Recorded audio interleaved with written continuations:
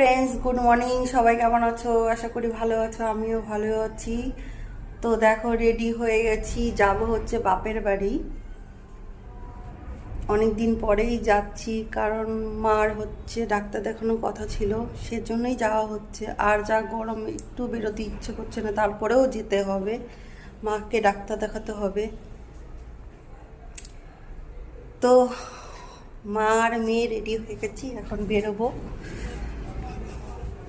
স্কুটিতে করে যাবো দুজনেই। কেন হাই করে দে সবাইকে, গুড মর্নিং বলে দে সবাইকে, যে তুই মামার বাড়ি যাচ্ছিস সেই গরমের মধ্যে আম খেতে।